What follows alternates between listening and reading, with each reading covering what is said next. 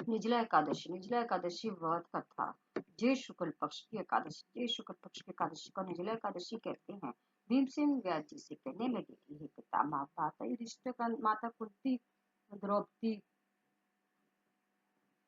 अर्जुन, नकुल और सहदेव आदि सब एकादशी का व्रत करने को कहते हैं, परंतु महाराज मैं उनसे कहता हूँ कि भाई मैं भगवान की भक्ति पूजा आदि तो कर सकता हूँ, दान भी दे सकता हूँ, परंतु भोजन के बिना नहीं रह सकता। इस पर व्यास जी कहने लगे कि हे भीमसेन, यदि तुम नरक को बुरा और स्वर्ग को अच्छा समझते हो तो प्रति मास की दोनों एकादशियों को अन्न मत खाया करो। भीमसेन कहने लगे कि हे पितामह, मैं तो पहले ही कह चुका हूँ कि मैं भूख सहन नहीं कर सकती। यदि वर्ष भर में कोई एक ही वक्त हो तो वह मैं रख सकता हूँ, क्योंकि मेरे पेट में वर्क नाम वाली अग्नि है जो सो मैं भोजन के बिना नहीं रह सकता। भोजन करने से वह शांत रहती है, इसलिए पूरा उपवास तो क्या एक समय भी बिना भोजन के ये रहना कठिन है। अतः आप मुझे कोई ऐसा व्रत बताइए जो वर्ष में केवल एक बार ही करना पड़े और मुझे स्वर्ग की प्राप्ति भी हो जाए। श्री व्यास जी कहने लगे कि हे पुत्र, बड़े बड़े ऋषियों ने बहुत शास्त्र आदि बनाए हैं जिनसे बिना धन के थोड़े परिश्रम से ईश्वर की प्राप्ति हो सकती है।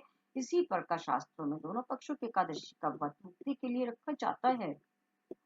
व्यास जी के वचन सुनकर भीमसेन नरक में जाने के नाम से भयभीत हो गए और कांप कर कहने लगे कि हे व्यास जी, अब मैं क्या करूं? मास में 2 व्रत तो मैं रख नहीं सकता।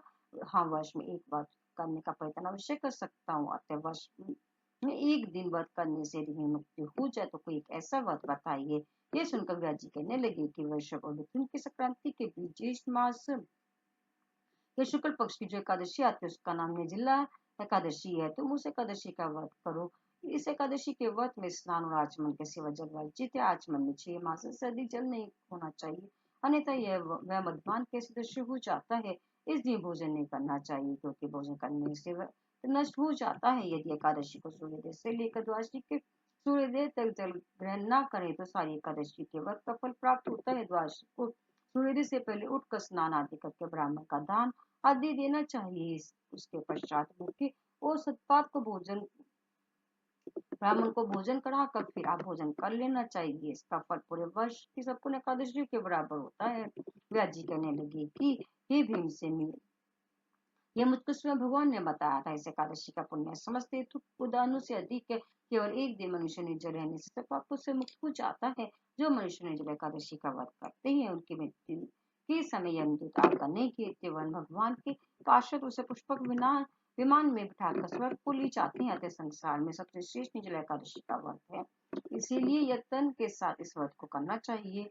उस दिन ओम नमो भगवते वासुदेवाय मंत्र का उच्चारण करना और गोदान करना चाहिए। इस प्रकार व्यास जी की आज्ञा अनुसार भीमसेन ने इस व्रत को किया, इसीलिए इस एकादशी को भीमसेनी या पांडव एकादशी भी कहते हैं। निर्जला व्रत करने से पूर्व भगवान से प्रार्थना करें कि हे भगवान, आज मैं निर्जल व्रत करता हूँ, दूसरे दिन भोजन करूंगा, मैं इस व्रत को श्रद्धा पूर्वक करूंगा, अतः आपकी कृपा से मेरे सब पाप नष्ट हो जाए। इस दिन जल से भरा हुआ एक गड़ा वस्त्र से ढक कर स्वर्ण सहित दान करना चाहिए। जो मनुष्य इस व्रत को करते हैं उनके करोड़ों फल सोने के दान का फल मिलता है, और जो इस दिन यज्ञादिक करते हैं उनका फल तो वर्णन ही नहीं किया जा सकता। इस एकादशी के व्रत से मनुष्य विष्णु लोक को प्राप्त होता है।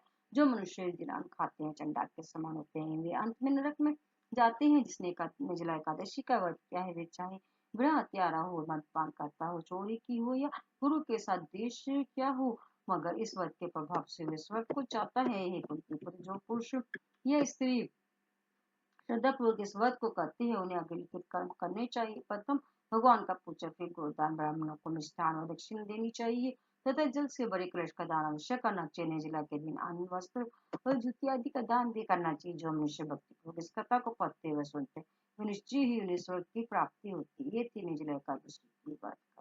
बोलो जय श्री हरि, जय श्री हरि।